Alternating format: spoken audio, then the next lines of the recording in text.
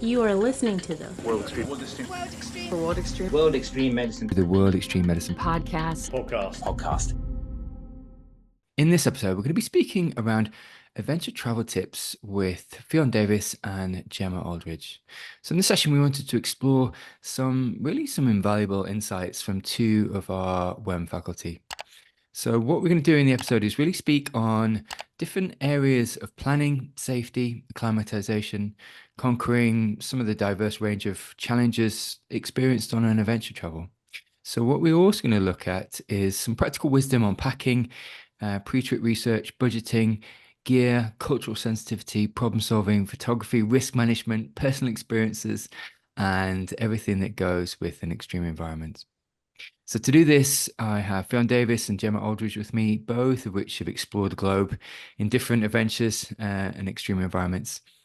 Welcome both to the podcast. Thank you very much. Hey.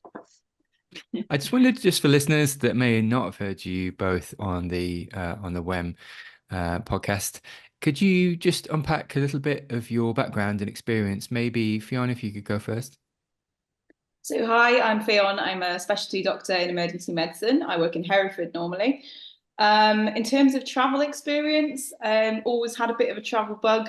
I lived in Portugal, Virginia, California as a child, and I think that's maybe where it's come from. And then sort of travelled all over the world in medical school, made my elective in Peru and Panama, spent time in America, spent time in Africa, and lots of time in Europe and also in the UK as well. Lots to explore and travel in the UK. So yeah, that's me. That's my sort of travel experience. Fantastic. And to yourself, Jim. So I am a practice development nurse in an A&E department and also a mountain leader. And yeah, my travel and adventure comes from a lot of Europe, a lot of Alps, a little bit in Morocco and Himalayas, and then a couple of other places just thrown in there. No, indeed. And I think between you, you've probably covered off more than half of the adventure destinations. But I think in this episode, what we're going to do is we're going to look at the broader scope of not really expedition work or indeed trips, but just travel, adventure travel, really. So just some practical tips around adventure travel. And I think my first question, and if I could start with you, Jem, is really around safety, really, whilst on adventurous activities in remote locations. And Jem, could I just get you to speak to some just top of mind safety tips that you are always cognizant of when you go away?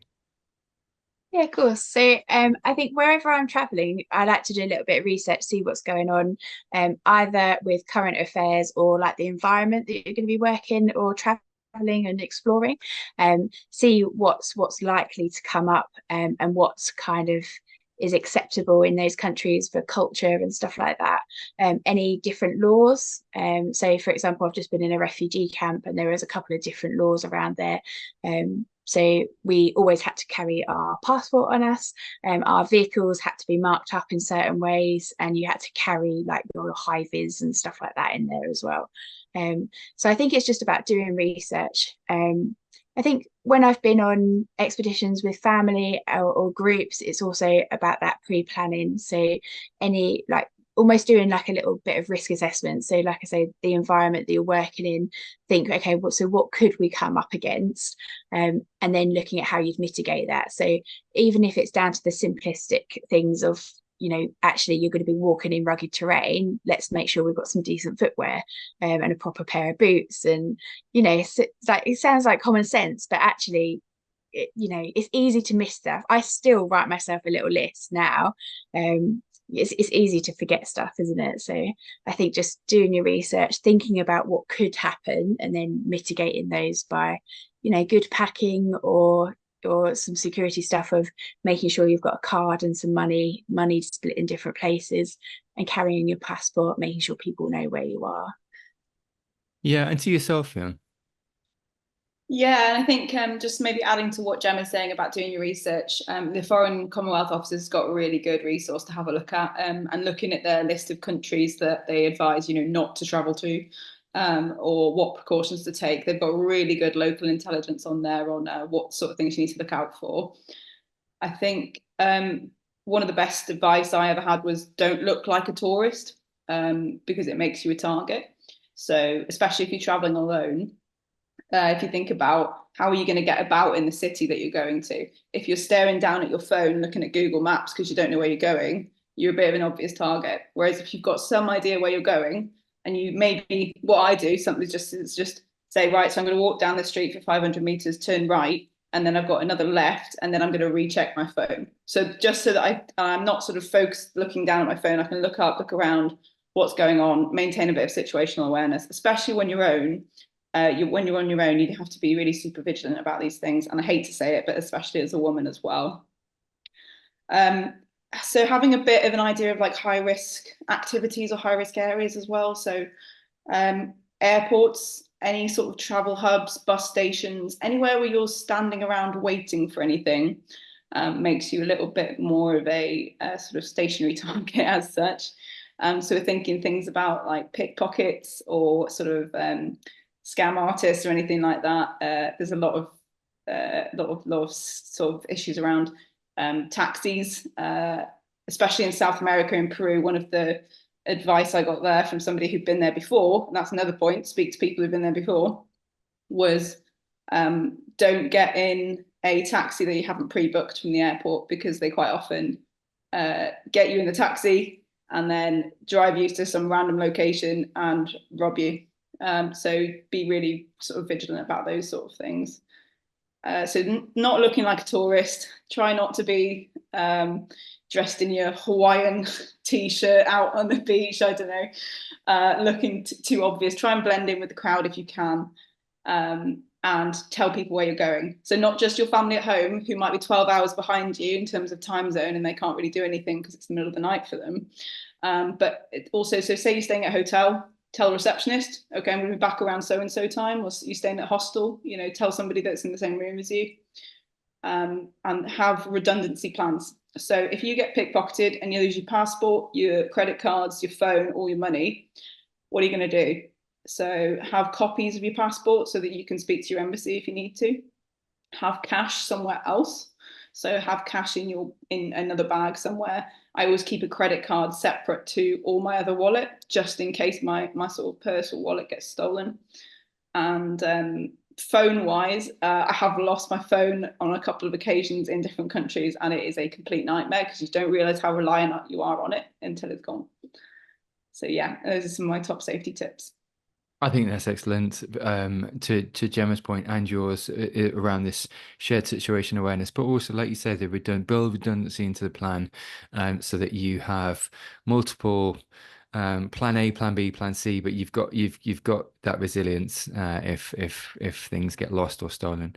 Okay, so my next question really would be, and Gemma, I'll start with you, around some tips for acclimatization to different altitudes or climates when on adventure travel. Could you maybe speak to some front of mind tips that you might have? Yeah, so I generally don't acclimatize very well to heat. I'm a cold person. I like cold mountains. I don't like deserts and stuff like that. So I will, before I go, I need to make sure that I am physically well myself. Like even simple things like making sure that I've eaten well that week, slept well, drunk enough before I've gotten on a plane, and then just giving myself some time. So if I'm due to work like the day after I arrive, I know that I'm probably not going to be in fit state to do it. So I'll fly out 24 hours before and then give myself just that little extra bit of time to acclimatize to stuff. And then actually not just running straight into your full day's activity, actually do it gradually. So, you know, go for a little walk, and kind of get some activity in it, but not a full day. And then you can just edge into it a little bit. I think with acclimatizing in mountain environments, if you're well trained and you're used to walking kind of in that gradients and environments, then you're probably going to be okay. Then it's just considering of altitude. So we kind of stick to the rules of 500 and then a rest day every 3 days. You kind of sleep low, walk high.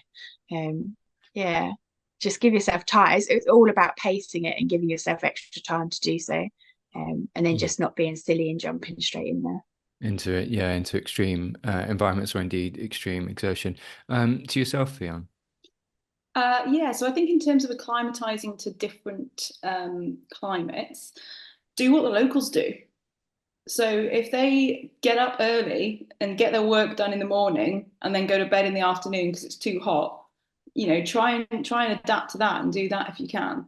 Because some places in the world where it's reaching 35, 40 degrees on a daily basis, they don't go out in the middle of the day. They try and get stuff done early in the morning or late at night. So yeah, try and do what the locals do. That includes, things like what they wear.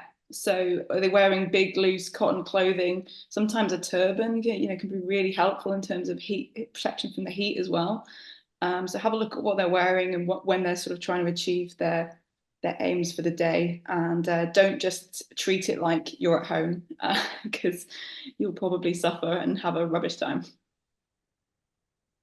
So looking at just looking at some of the research, you've already both kind of spoken to the research really and doing some thorough research before you go, and absolutely to the FCDO website and to starting to gain an idea around any political or cultural differences that you may interact with. Could you maybe speak to some reputable tour operators or indeed guides that you would go with, or indeed just from your anecdotal experience? And Gemma will go with you first. Yeah, so I think like if you're going specific areas, research, even just using Trustpilot or looking at where, even like your holiday packages, who are they using as their providers for their trips and stuff like that. So I think in the Alps we use in Julian Alps we use Triglav guides. In Morocco we use actually just a local guide that lives up in one of the Atlas Mountains villages, and he has a business. Him and his brother and a couple of children. Children are now adult, but yeah. So it's about just seeing who's been going for a long time, and they're not just a new business that's popped up of nowhere. Make sure they're well established. Make sure they've got some good reviews. If you can get somebody that's been there before you, it's really good to get like personal recommendations. So yeah, it's just about, again, just coming back to doing the research. Read about what you're going to do and where you're going to go. No, indeed. And to you, Ffyon. Yeah, I totally agree with that. And I think speaking to people who've been there before is always really helpful as well. They give you a proper sort of on the ground view of things. There's some places in the world where it's really quite difficult to find out information about reputable sort of tour operators or guides. And sometimes you're forced into having to make decisions when you're there, which is a little bit more risky. And obviously, I think it depends where you are. If you're aware that you're going to somewhere like that, so say it's, I don't know, maybe Colombia or something like that, then maybe there's not that much information online. Or Tanzania, Africa, there's a lot of places you go there is not a lot available online. If there is, this is something I've learned from experience, don't go with the budget option. Don't go with the cheapest option. It's generally good advice because it's generally cheap for a reason. And in a sort of medium to high risk sort of activity or area, you're a target. You usually look like a rich Westerner. So try to go a little bit more higher budget if you can. And I speak from when I was traveling as a medical student and I was staying in some absolute dive hostels, and it was really quite unsafe to the point where people got their stuff nicked on a regular basis, and I couldn't really sleep very well because I was aware that there was people in and out of the room all the time, and then I was worried that it wasn't a secure room, and I couldn't sleep basically. So don't go with the budget option. If you are making decisions on the ground, try and speak to somebody sensible. This is caveated. So if you are staying in a hostel, speaking to your hostel operator is probably a good option. However, sometimes there are little under the table deals going on where the hostel operator might recommend, X person because it's their mum's cousin or something, and they're maybe not, the best person, but they might be getting a little bit of kickback from that. So just be aware of that as well. So I was just going to say also, if you are then going to use a guide or a tour company for something, look at their policies. So ask what kind of insurance and stuff they have. So I know when we've done a couple of the flying ones and when we were in the Atlas Mountains, we looked at what their insurance policy was. And then if they had met any guidelines, so a lot of the Atlas Mountain guides, they will have their mountain leader and they'll actually send their teams over to the UK to do that award. So look at the qualifications and experience and kind of policies and insurances that they have in place. So just pivoting slightly and looking at, I guess, in a way, a bit more of the fun aspect of travel, and just looking at different environments and or budget-friendly adventure travel locations that could offer incredible experiences. Fiona, I'll actually come to you first, actually, just around places that you've been to and you think, gosh, this is maybe off the beaten track. It actually offers a really good organic and quite rustic travel experience. Could you speak to some from your experience? Yeah, I think that would mainly be for me, South America. It's a great place. It's huge variety. And there's obviously a massive continent to go and explore. So I did a little bit of work in Panama, and that was actually with a medical charity out there. But I would never have gone to Panama otherwise. But it's very cheap. It's actually quite well developed for Central America as well. It's a fairly sort of one of the wealthier countries. Like Panama City is very well off in terms of financial stuff. It's got jungle, it's got coast. There's lots of trekking and surfing actually in Panama as well. So you get that kind of cool surf vibe in some of the coastal cities, which is nice. Then I went down to Peru. Peru's again quite cheap, not maybe as safe as Panama felt anyway. And you've got to be a little bit more careful. So yeah, I was traveling with other people and with companies, and I went to Machu Picchu again, a fantastic place to visit. And really different to anything that I'd ever done before, and great food, really, really great food. They do this thing called ceviche, which is like pickled seafood in citrusy lime juice stuff, and some really nice. They're known for their food throughout South America and Peru, and then the sort of further south you get. So I went to Chile. Gets more developed, gets a bit more expensive, but also gets a lot more safe. So you can sort of relax a little bit more than when you're in a sort of slightly less well-developed countries. And to you, Jim. So I completely agree with the South Americas, but we'll talk about somewhere maybe a bit closer to home. So I did the Lycian Way in Turkey. It would take you about a month. It's a really good like backpackers trek. And you start off in quite touristy areas. It's very easily accessible. And then you go into the real rustic traditional villages where you're cooking on stone, and some really nice, it takes you over a couple of their mountains. So like Karadag and stuff. So you get all the mountain views. There's a little bit of Via Ferrata, and it's really cheap because it's in Turkey. It's something like 45 lira to the pound at the moment. So it's really, really cheap, and just very accessible and near, and it's a relatively safe country down in that part of Turkey. And then closer to home, just go to Scotland, wild camping in Scotland, using the bothies. I really love Water of St Mark. It is stunning. You've got some really good waterfalls. You can go just a couple of you, or if you're going solo, you can go 48 hours and just have the most tranquil place. Hopefully some good weather, but it's Scotland, so be prepared. But yeah, there's stuff on the doorstep as well. Yeah, I think that's a really good point. Like you said, there's adventures to be had in Central and South America, but there's also stuff on the doorstep as well. And you're right, Scotland in winter, Scotland in summer can pose some pretty extreme weather, to be fair. Okay, just looking at some of the physical and mental demands when on adventure travel, or indeed a multi-day trek or extreme sports. Could you maybe speak to your experience of how to dig in or indeed reframe any mental or physical issues or challenges when on it, especially for someone that may not have been away or is feeling like they're being pushed to their limits? Jem, could I get you to speak initially to some of maybe the mental or cognitive tricks you play on yourself to show some resilience?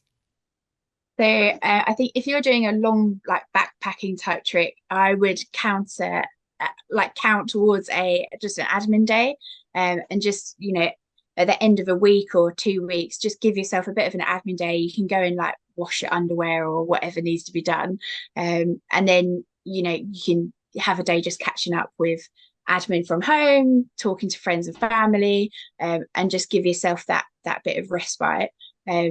I would recommend, if something's like you're finding something particularly stressful, or you're particularly tired or homesick or just feeling a bit run down from stuff, then keep a little note of what you've been doing and have those glimmers written down so that you can really highlight the benefits of what you've been out there doing, or new experiences and stuff we've gained from it, because it's not without some kind of effort, because you're exploring. It's very physical.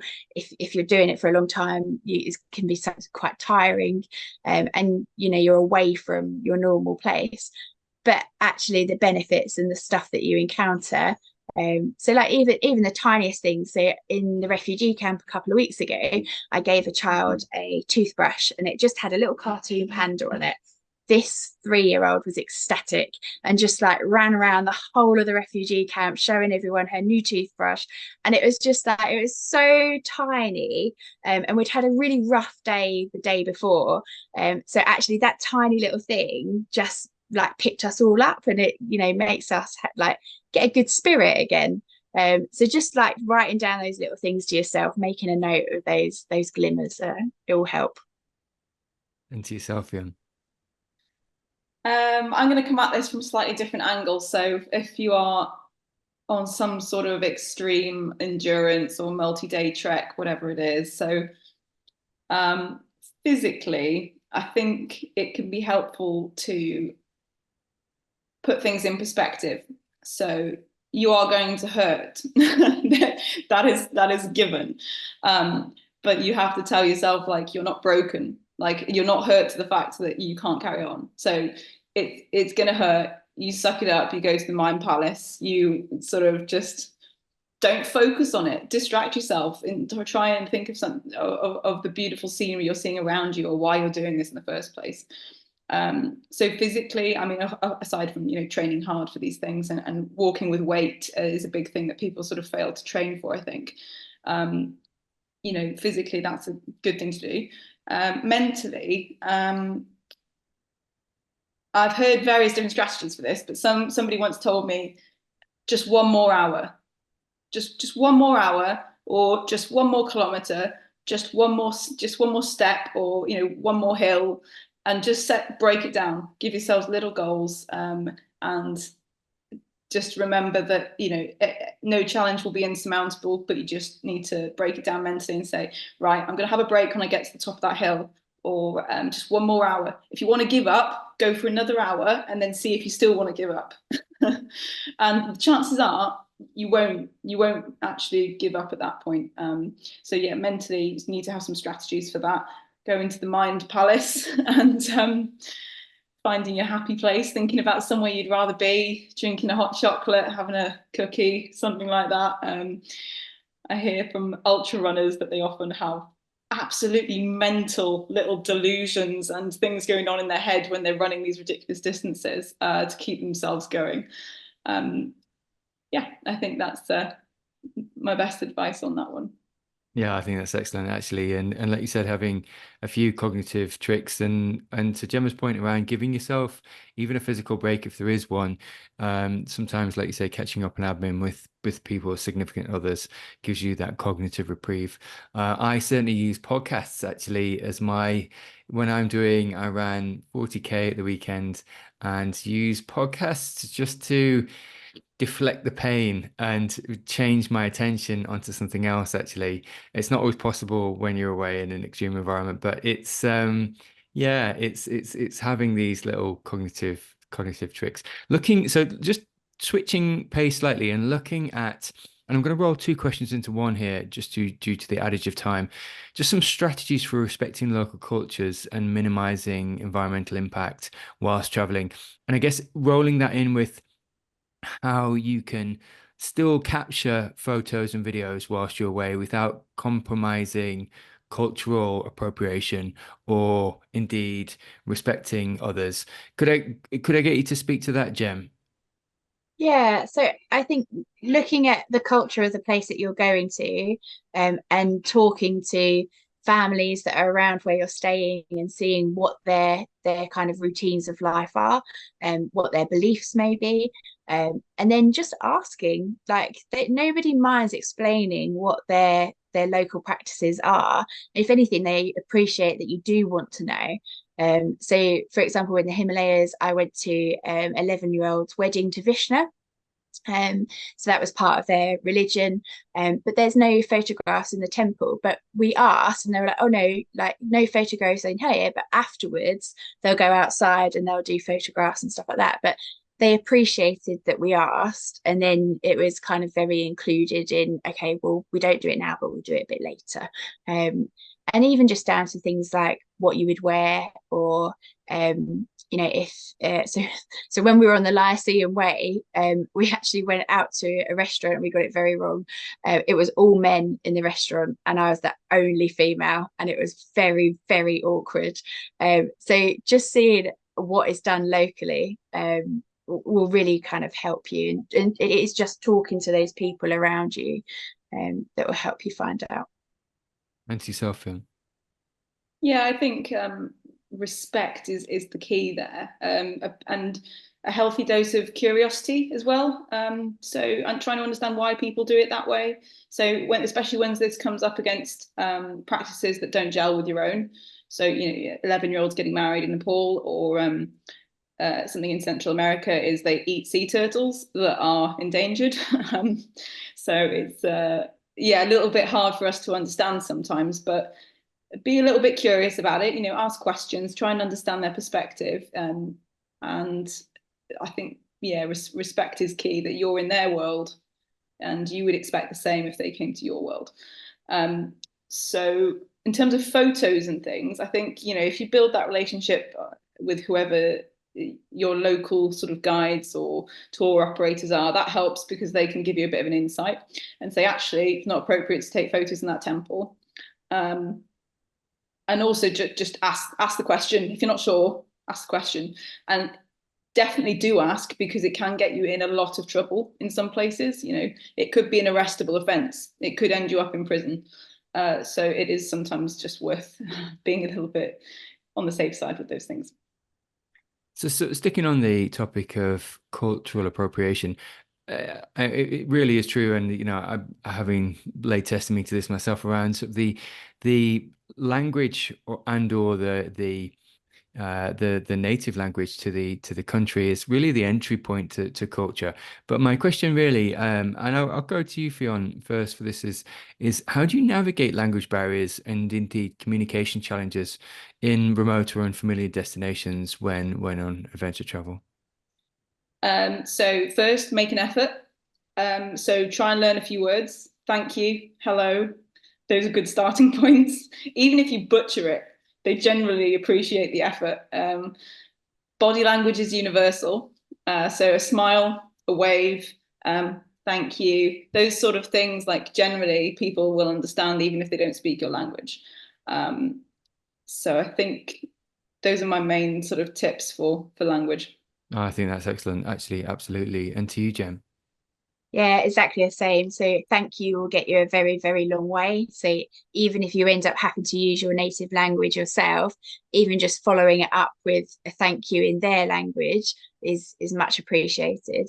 And then, exactly as Ffyon says, a little bit of body language. There are some apps, there are Google Translate and stuff like that, but I know I had a lot of problems with Google Translate. It's not entirely accurate, and it depends on what keyboard and stuff you have on it. So I try not to rely on the apps. I will normally speak to somebody who speaks that language. So in Nepal, we've got a Nepalese nurse that I work with. So I was like, right, teach me the essentials. Like, what is, how do I, where is, hello, how are you, or I need. And that was really, really helpful, and I had it all written down on a little notelet to myself. But I think, yeah, body language and thank you gets you a very long way. And then if you do make a mistake, because it does happen, if you do make a mistake, that's absolutely fine. Are we allowed to say rude words on the podcast? You can, yes, we can say rude words. Yeah, go for it. So when I was in the desert, I introduced the game Zip Zap Boing, and I thought it would be brilliant because it's 3 words, 3 actions, kind of universally able to understand it. And it was only after we'd played the game, when all of the Bedouin were in hysterics, that we found out that zip in their local language was slang for dick. So our whole game had been calling each other dicks, which so like, accept that accidents are going to happen. Last week I was using Google Translate, unfortunately, because our interpreter had gone for the day, and we had a chap who came up and he asked for love. He said, oh, I need love and headache.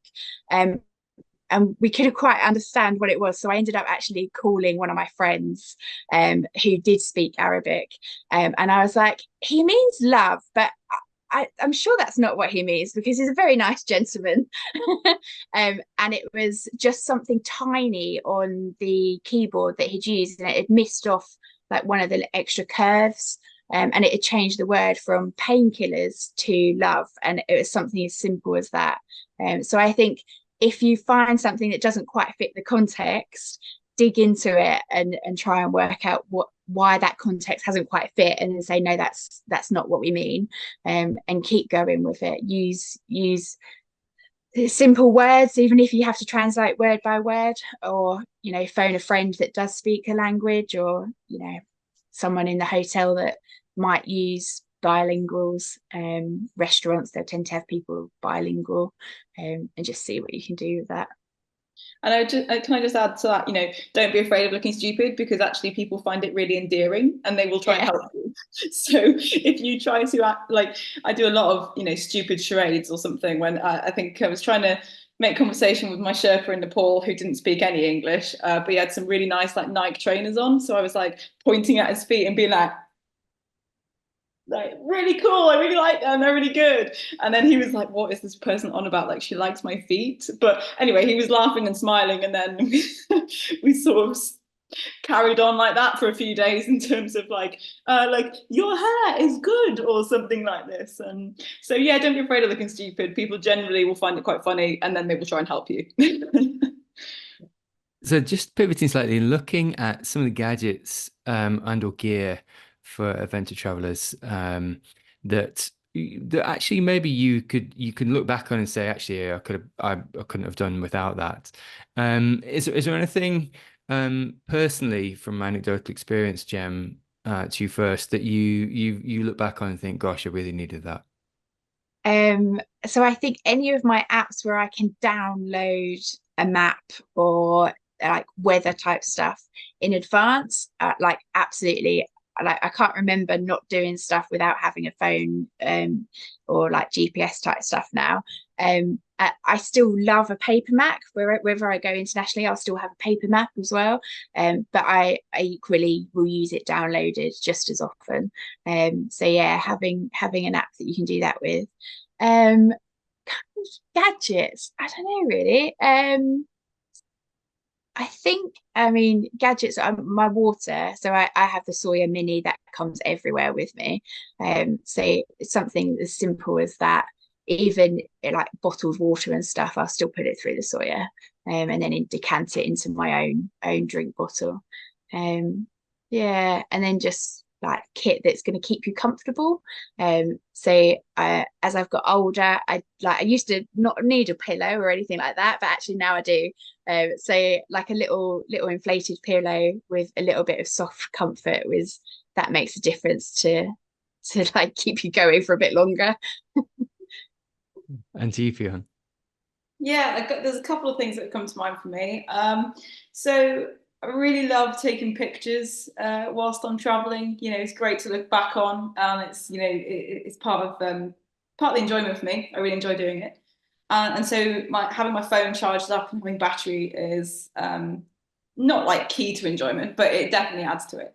So I got a solar charger a couple of years ago, and I've taken it on a couple of trips. It's not the lightest thing in the world. I think it probably weighs like maybe 500 grams or something. So if you're backpacking, you know, it's not insignificant, but it's really good in that you can hang it on the back of your rucksack and charge up a power bank whilst you're walking. Or if you're stopping for the night, or maybe you're having a rest day or something, you find a nice sunny spot, lay it out, and it will charge your watch, your phone, your power banks, etc. So I really like that. And then similar to Gem, I'm getting a bit fussier as I get older, and I will not tolerate bad coffee.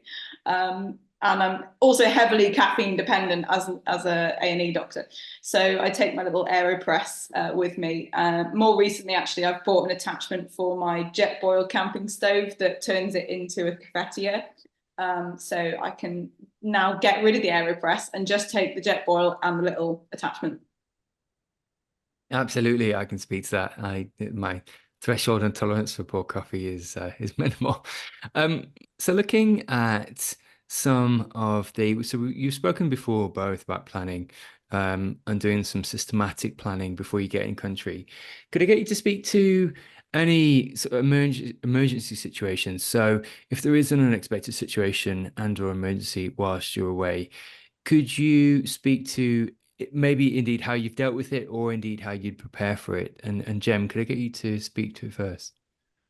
Yeah, so I really like the planning. I see that as part of the adventure, and the preparation is part of the enjoyment of building the excitement up.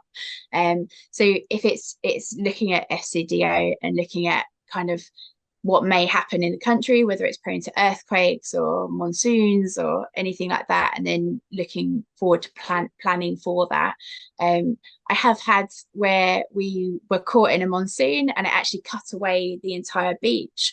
The hotel we were at was completely flooded. So unfortunately we couldn't stay there. So then we had to then go elsewhere. And then that obviously has costs of moving your group to somewhere that's suitable to stay, whilst other people are also trying to move their families and local people who actually live there. So, and then the financial of, you know, I always have an empty credit card, so keep a backup card so that if I do suddenly have a big expense, or you know, if you needed a helicopter or you had someone that became unwell and you had to pay for health resources in the area, even if you've got insurance, you might need to pay out first and then claim it back. So always having an empty credit card with me does help. And then I've done things like earthquake training. So my children have both gone and done a earthquake training where we take them into a simulator and they sit down in the classroom, and then they are put through an earthquake at different levels, and they're then taught what to do and stuff, because we were going to earthquake prone places. So that was really, really cool. It was a bit of a fun, but it had a serious meaning behind it, so that, you know, it wouldn't be their first time and they knew what to do. When I'm working with groups, I always kind of remind them, you know, this is the emergency contacts. If I'm ill, this is the local number. You know, Europe has a 112, but actually in other countries it might be something else. So yeah, I think just knowing local practice and what's available. Yeah. No, indeed, absolutely. And to yourself, yeah. Yeah, obviously the planning helps massively, because you might know a little bit about what your local resources are. You know, where's your closest hospital, where's your embassy, what's the number for the embassy, etc. And ultimately those are the things that will really get you out of trouble in a pinch. So having an empty credit card, like Gem says, having a copy of your passport and having some cash can be really helpful in those sort of unexpected situations. The ones I've really struggled with actually are when I've lost my phone or it's been stolen, because how do you call for help? You can't call for help if you've lost your phone. So you can't tell anyone that you're having an issue. So having a bit of cash is really useful in those situations, and you generally sort of duck into the closest business and ask to use a landline, ask to use one of somebody else's phones. But also, many countries still have pay phones, so it's useful to have a bit of change in your pocket to be able to deal with that. Well, I suppose one of the most recent trips I went on was out to Vancouver, and went to Vancouver Island, and they had massive problems with wildfires. So we were aware of this. We'd hired a car, and we were camping / sort of hiking in different places.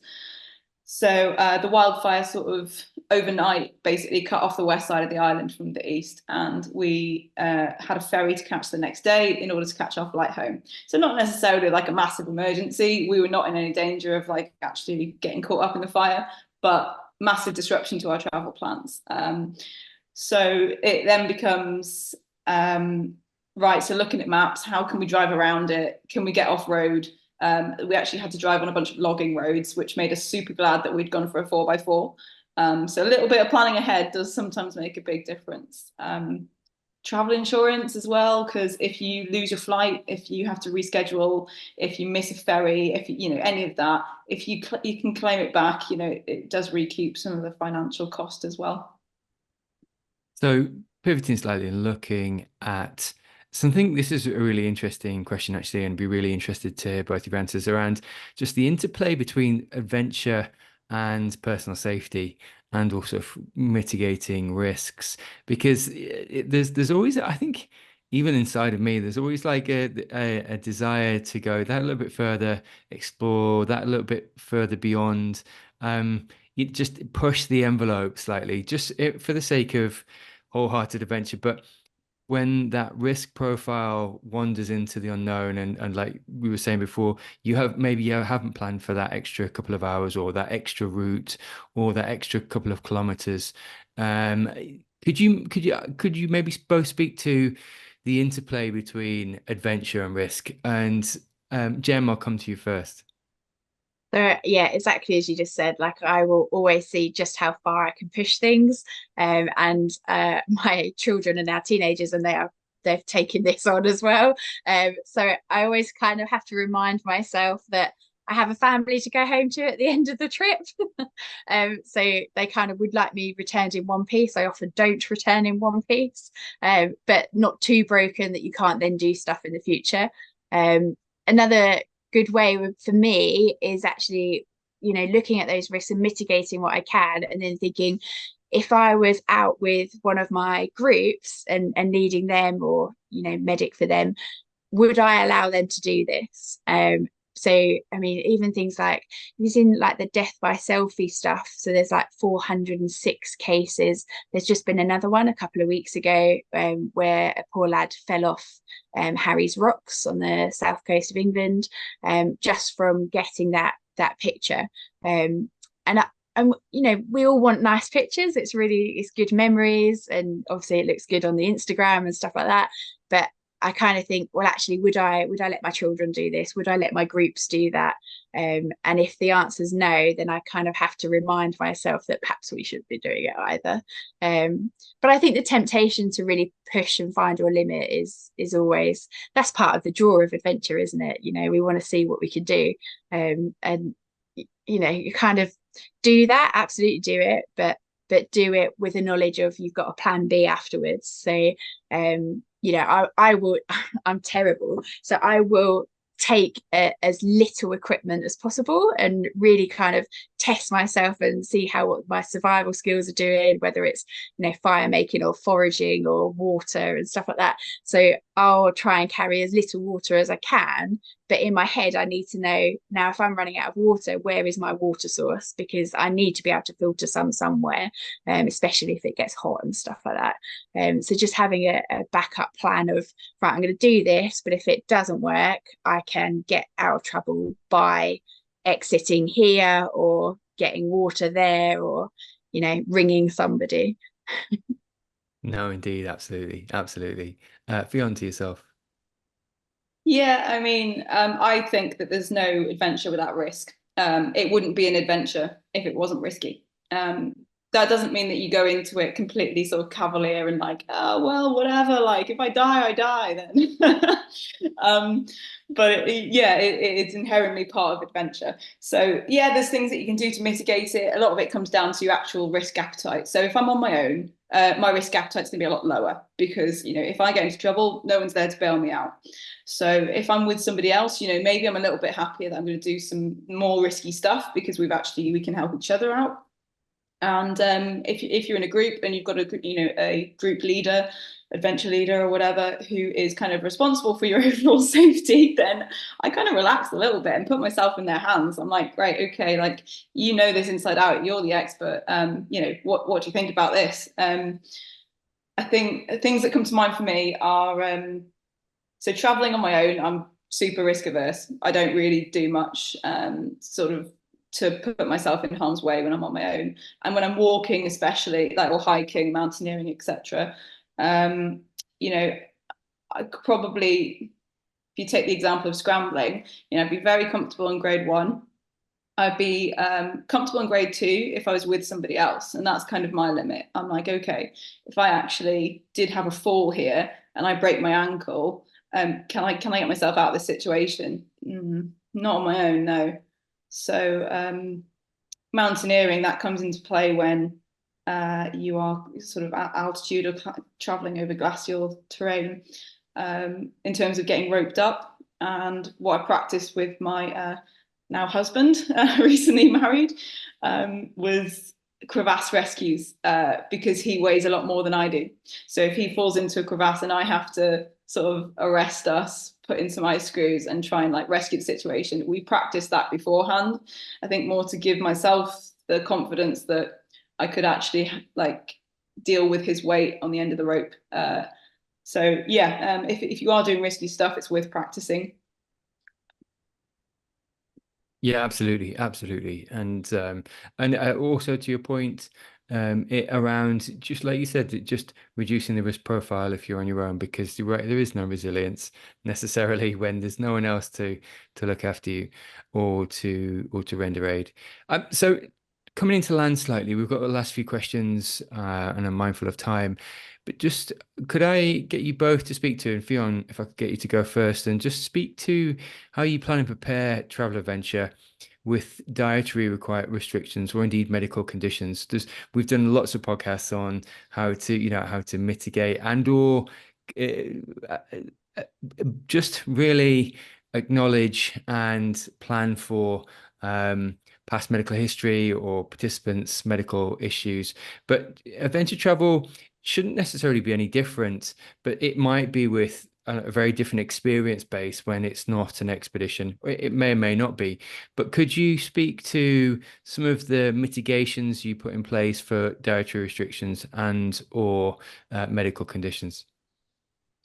So I suppose with relation to dietary restrictions, I am a reformed vegetarian and my sister's a vegan. So I'm potentially well placed to speak about this.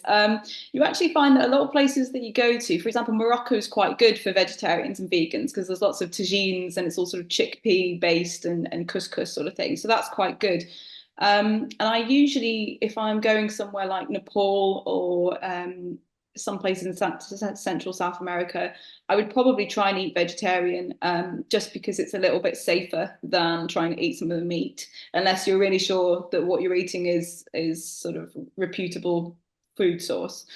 There's a lot of, well, this is in the Peruvian jungle, there's a lot of stuff that goes around called jungle meat, and it's exactly what it sounds like. It's non-specified meat. It could be snake, it could be monkey, it could be deer, you just don't know. Don't eat that. So in terms of like mitigations, I think eating vegetarian is a good thing. If I'm going with a group, I try and brief them a little bit about, don't eat salads, don't eat the ice, don't have ice in your drinks, and don't drink the tap water if you're not sure about it, and have some sort of means of purifying water. And then I suppose in terms of medical conditions, really depends what it is. If you're talking about a diabetic who needs insulin, then you need a cold chain. So you need refrigerators, etc., to be able to look after them properly. And if you can't ensure that, then you can't take them, basically. If it's other medical conditions, are a lot easier to manage in some ways than sort of mental health conditions, where it's kind of quite a lot harder when you're out in an adventurous environment to try and put in your usual coping mechanisms, etc., that you would rely on. So worth having conversations about, what if you have an episode? What if this happens? What if like what if your old knee injury flares up? What are we going to do about that? What painkillers have we got? Can you keep walking? How are we going to get you out of here if you can't? So thinking through the what ifs is really helpful little mind exercise to do. And to you, Jim. Yeah, I think with dietary requirements and stuff, it's about looking at what kind of food you might expect to be wherever you're traveling. In the Atlas Mountains, funnily enough, I'm vegan, so I did have tangies all the time, which was ideal for me. But other countries, it can be more difficult. So on the Lyceum Way, it's very much goat, chicken, eggs, everything that's not vegan. And I also have celiac disease, so you have to go gluten-free, and some countries are really good at that. So Nepal is brilliant because everything's rice, and a lot of Buddhist community, so there's naturally vegan stuff as well. Whereas other places it's not so much. So I tend to travel now with a little snack pack, so I'll take some vegan stuff that I know I'll like, whether it's just like a sesame snack or cereal bars, or if it's a couple of freeze dry. So in the refugee camp that I was in last week, I took a couple of freeze dry meals just because they're super light, and I know that if there's a meal that I couldn't eat, then I would be able to have something when I got out of camp that evening. So it's about just kind of mitigating those again, and actually sometimes it's quite nice to have your own snacks and stuff that you like. So that's always quite good. I also tend to eat or drink a lot of fruit juices when I'm away. So if we go through a local village, then we'll have fruit juice or eating fresh fruit off the trees and stuff. It's refreshing, but you're avoiding, like Ffyon said, the ice and stuff that you would get in drinks, or the bottles that have been refilled and sealed. So yeah, that's always good. For medical, if it's myself, it's just about making sure that I'm in good health, and that I have a little mini personal kit with me. So whether it's just like an ouch pouch with some paracetamol or naproxen or something like that, or if it's a group, I'll have a bit of a bigger kit. And then looking at, okay, so what information have I got beforehand? What can I expect to come up? So your general like coughs, colds, that kind of stuff. And what is local in the environment we're going to. So in the refugee camp I was in last week, there was diphtheria. So I was like, okay, well, never looked after diphtheria before, but I know I'm immunized. But are my team, I was field coordinator, so are my team all immunized? Because they're coming from other countries, and I don't know every immunization program for other countries. So looking at the information you've got and what we can expect to come across, and then having just a little kit for those things. So in the van that we had a little trauma kit, only a small one.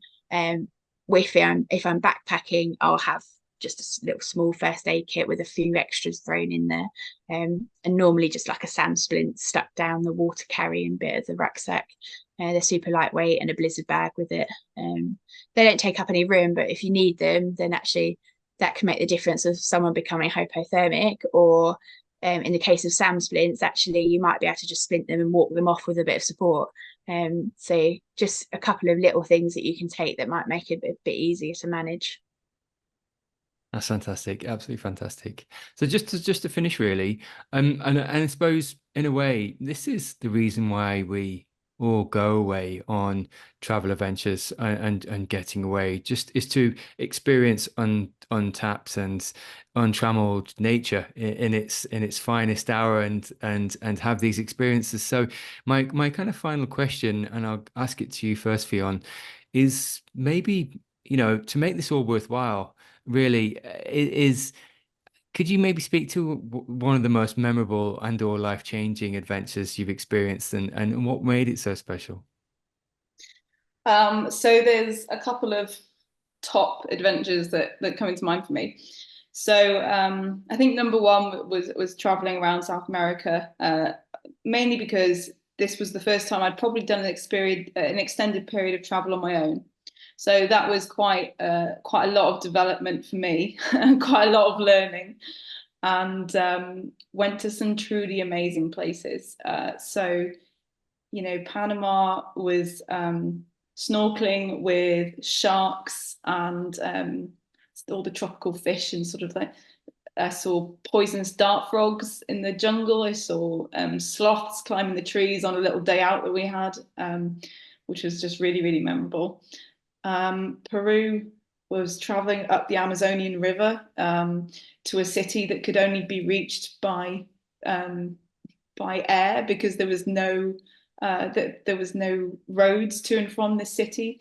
And then got on a boat from there, traveled up one of these Amazonian tributaries, and really went deep into the jungle, where there's a lot of really interesting cultural practices, really interesting animals. We saw pink river dolphins swimming alongside the boat as we left the marina. You know, absolutely incredible. And one of the guides there, he gave me salsa lessons every day on the roof of the boat as the sun was setting over the river. Absolutely incredible. And then Chile, into the sort of Andes Mountains, up into the altitude, and doing a little bit of walking and exploring down there. Absolutely gorgeous country, and would love to go back down all the way down to Patagonia, hopefully next time. So that was one of the sort of major turning points, I think, for me in terms of travel. One of the most fun and memorable is I went on a backpacking trip through the Pyrenees with my dad, just me and my dad, for a week, hut to hut. Great food, 3-course dinner at every hut. Fantastic. You didn't have to carry your tent. You didn't have to carry any of your food, because you knew there was a 3-course dinner waiting for you. And the most incredible views every day, usually finished off with a little bit of a dip in an alpine lake, just to wash off all the sweat you poured off you during the day walking up these hills. And I think thirdly, for a different reason, is a failed attempt at summiting Mont Blanc. Was probably my first really big mountaineering adventure with my husband. And that was formative for us, let's say. And there was some really, really, really tough moments on that. So that was a proper sort of adventurous mountaineering trip that, again, I learned a lot from. It's taken a few years to recover from, but hoping to go back again. There's something I just take from that, just before we turn to you, Gem, is around the self-revealing nature of some of these adventure trips. And like you said, some of the difficulties, some that don't need to be difficult, but still reveal your coping mechanisms and also internal reflections, and sometimes also allow you to process things. There's a lot of self-reflection and indeed self-revelation that occurs from these trips. And I think that can be sometimes the most powerful thing. But Gem, to yourself.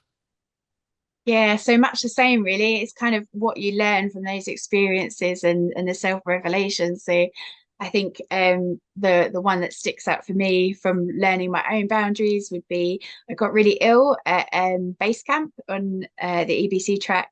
And as we were coming down through Tingberche, my sats were actually getting worse, not better. And at one point I got really dizzy and nearly fell off the side of the path. And then at the point where I finally sat down and I was like, I am sick, like actually for me to admit that this isn't going to happen, like I'm not in a state to continue this, was perhaps quite a humbling experience, because, you know, we do want to push boundaries and, you know, show that, you know, we can prove that we can do stuff, whatever. So I think that was one of the most humbling ones of, okay, I'm not going to succeed at everything every time. Like, we are going to come across problems and, you know, have good days, bad days. But equally, the mountains are where I did learn about my independence and abilities and self-sufficiency. So, you know, just a solo hike, for me, in bad weather, taking emergency escape routes, really tough navigation, actually that gave me the confidence to then go and do other things and be like, yeah, no, I'm going to take groups, so I am going to lead people, and actually find the competence and confidence to do so, and then that then actually transferred into my regular life at home of, actually, I might not have had opportunities and stuff before, but now I do have a whole world open, and I'm very enabled and competent to go off and do stuff. And then for me, I think that it, like I said earlier about those glimmers. So for me, it's always humanity. So I love mountains, but a mountain by itself would maybe get a bit boring after you've done it once or twice.